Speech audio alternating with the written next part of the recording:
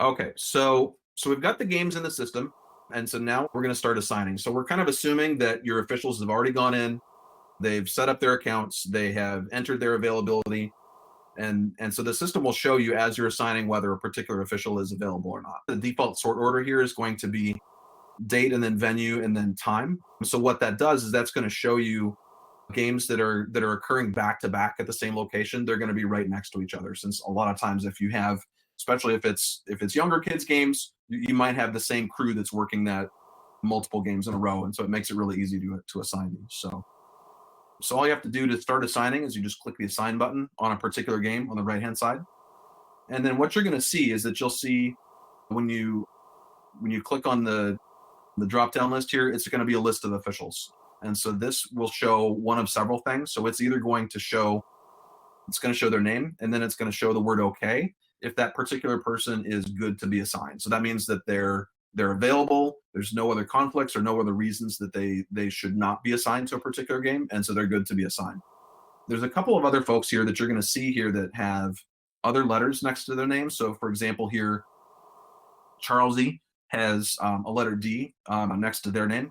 And so the different letters that you see here are different conflicts or different reasons why you might not want to assign that particular person to this game.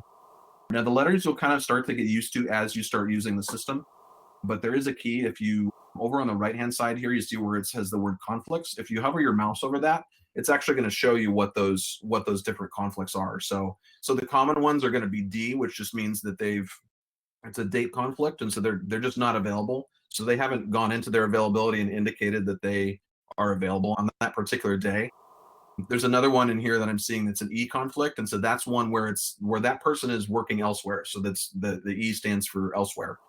And so certainly for this person here, so like if I were to choose Kendrick Gibson, is as soon as I choose that person in the list, then I'm going to get more information about Kendrick as well as what they're already scheduled for. And so the first tab over here is going to show you on that particular day what games they're already assigned to. So we can see that this person is already working basically back to back on venue C all day. So this is definitely someone I would not want to assign to this particular game. If I click on Charlesy here, it's just going to say that this person's not available, and that's the reason why they're not going to be assigned to this. So I'm going to choose somebody that's got an okay next to their name. So we'll say Rich, and we'll say Daryl. We'll put the two of them on here. And so now what you can do is if you want to assign them back to back, so you know that you're going to have this particular crew working multiple games back to back, is that you're able to, if you'll see this little copy assignments here, is what you're able to do is to click on copy, and there's actually, I think we've got, it looks like 4 back to back. And so if I want them just to work all of those games back to back, what I can do is just click copy, copy, and then copy. And then what this hasn't saved them in the system yet.